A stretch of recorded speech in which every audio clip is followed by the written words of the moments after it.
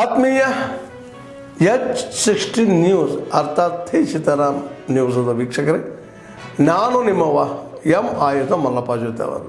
ತಾವು ಈಗ ಸುದ್ದಿಗಳ ಲೋಕಕ್ಕೆ ಎಂಟ್ರಿ ಹೊಡಿತಾ ಇದ್ದೀರಿ.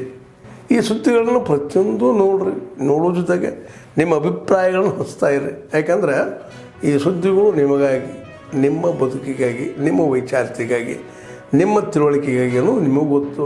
ಜೊತೆಗೆ ನಮಗೂ ನಿಮ್ಮೊಂದಿಗೆ ಇದೊಂದು ಮಾತಾಡುವಂಥ ಜೊತೆಗೆ ಸುದ್ದಿಗಳನ್ನು ಬಿಡುವಂಥ ಕೆಲಸ. ಈ ಕೆಲಸದಲ್ಲಿ ನಾವು ನಿಮ್ಮೊಂದಿಗಿದ್ದೀವಿ ಅಂತ ಹೇಳ್ತಾ ನೋಡ್ತಾ ಇರಿ ಸುದ್ದಿಗಳನ್ನು.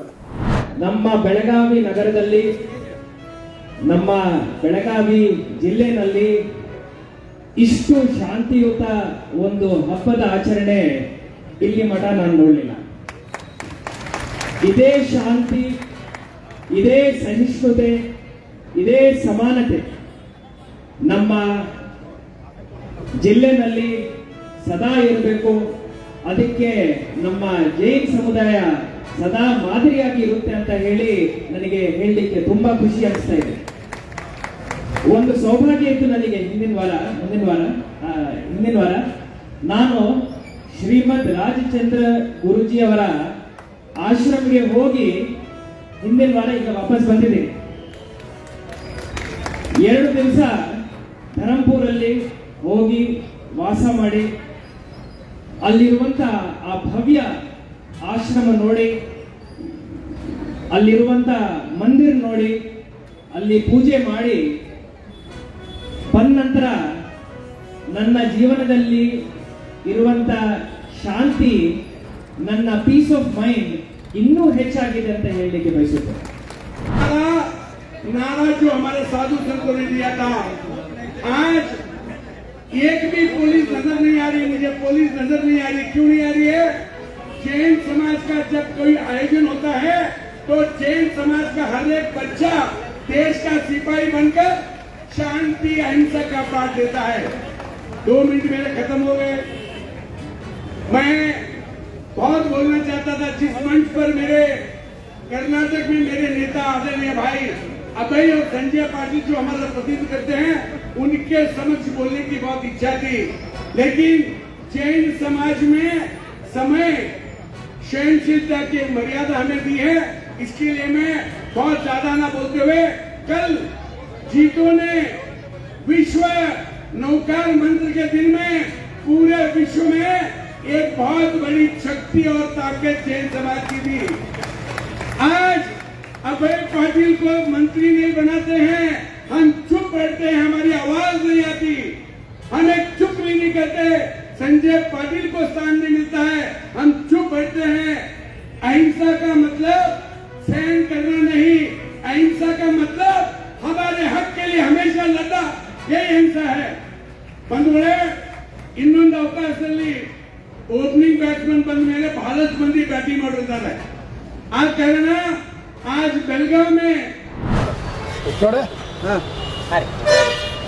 ಬೆಳಗಾವಿ ಬಳಿ ಹಿಂಡಲಗಾದಲ್ಲಿ ಮಹಾರಾಷ್ಟ್ರ ಏಕೀಕರಣ ಸಮಿತಿಯವರು ಮಹಾರಾಷ್ಟ್ರ ಸರ್ಕಾರದ ಬೆಂಬಲದೊಂದಿಗೆ ಒಂದು ಸ್ಮೃತಿ ಭವನ ಕಟ್ಟಾಕತ್ತಾರೆ.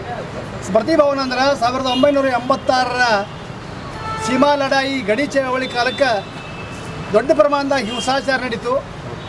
ಮಹಾರಾಷ್ಟ್ರದಿಂದ ಸಾವಿರಾರು ಶಿವಸೈನಿಕರು ಬಂದರು. ಬೆಳಗಾವಿ ತುಂಬ ಕನ್ನಡ ಶಾಲೆ, ಪತ್ರಿಕಾಲಯದಲ್ಲಿ ಬೆಂಕಿ ಹಚ್ಚಿದರು. ಪೊಲೀಸರು ಸುಡು ಪ್ರಯತ್ನ ಮಾಡಿದರು.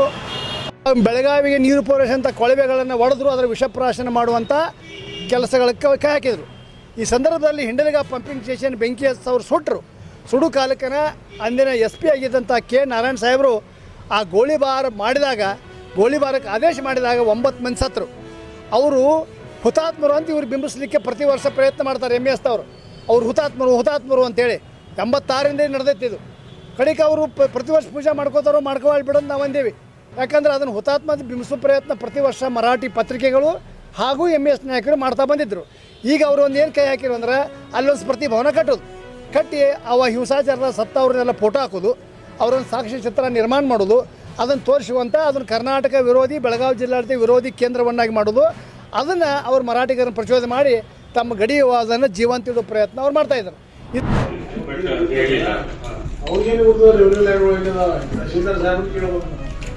ಪ್ಲಾನ್ ಆ ತರ ಇದು ಮಾಡ್ಕೊಂಡ್ವಿ ಸರ್. ಸೊ ಅಲ್ಲ ನಿಮ್ಮದು ಮೊದಲೇ ಪ್ಲಾನ್ ಚೇಂಜ್ ಮಾಡಕ್ಕೆ ಈಗ ವರ್ಷ ಪೆಂಡಿಂಗ್ ಇರಂಗೆ ನೀವು ಜಾಗ ಆ ಭಾಗದ ಎಮ್ ಎಲ್ ಎಗಳು ಕೇಳ್ತಾರೆ ನೀವು ಮಾಡ್ತಾರೆ. ಇಲ್ಲ ಕೇಳಿ ಯಾವ್ದಾರ ಆ ಭಾಗದ ಎಮ್ ಎಲ್ ಎ ನೀವೇ ಸರ್. ಮತ್ತೆ ನೀವು ರಿಪೋರ್ಟ್ ಹಾಕ್ಬಿಡೋದು ನಾನೇ ಕ್ಯಾನ್ಸಲ್ ಆಗಿ ನೀವು ರಿಪೋರ್ಟ್ ಹಾಕ್ಬಿಟ್ಟು ಜಾಗ ಇಲ್ಲ ಅಂತಂದ್ರೆ ನಾವು ಜಾಗ ಕೊಡಿಸ್ತೇವೆ ವಿಷಯ ಫುಲ್ಲಿ ಹಾಂ ನೀವು ಹೆಂಗೆ ರಿಪೋರ್ಟ್ ಹಾಕ್ತಿರಿಲ್ಲ ಅಂತ ಹೇಳಿ ಹೇಳಿದ್ರು ನನ್ನ ಹೇಳಿದ್ರೆ ಯಾವ ರಿಪೋರ್ಟ್ ಆಗಿರ್ತದೆ ಹಾಂ ಅದು ರಿಪೋರ್ಟ್ ತೋರಿಸಿದ್ರು. ಆದ್ಮೇಲೆ ಎಲ್ಲ ಸುದ್ದಿಗಳನ್ನು ನೋಡಿದ್ರಲ್ಲ ಏನು ಅನಿಸ್ತು ನಿಮಗೆ? ಇದರಲ್ಲೇ ನಿಮ್ಗೆ ಲೈಕ್ ಆಗಿರ್ಬೋದು, ಡಿಸ್ಲೈಕು ಆಗಿರ್ಬೋದು, ಕಾಮೆಂಟ್ ಬೇಡಪ್ಪ ಅಂತೂ ಅನಿಸಿರ್ಬೋದು, ಕಾಮೆಂಟ್ ಮಾಡಬೇಕಪ್ಪ ಅನಿಸಿರ್ಬೋದು, ಶೇರ್ ಮಾಡಬಾರ್ದಪ್ಪ ಅನಿಸಿರ್ಬೋದು, ಅದು ಮಾಡಬೇಕು ಅನಿಸಿರ್ಬೋದು. ಏನಾದರೂ ಆಗಲಿ ಶೇರ್ ಮಾಡ್ತಾಯಿರಿ, ಈ ನ್ಯೂಸ್ಗಳನ್ನ ಹಂಚ್ತಾ ಇರಿ, ಜೊತೆಗೆ ಇದಕ್ಕೆ ಸಬ್ಸ್ಕ್ರೈಬ್ ಆಗ್ತಾಯಿರಿ ಅಂತ ಹೇಳ್ತಾ H16 ನ್ಯೂಸ್ ಅರ್ಥಾತ್ ಹೇ ಸೀತಾರಾಮ್, ಇದು ಸತ್ಯದ ಕೈಗೆ ನಡಿ. ವಂದನೆಗಳು.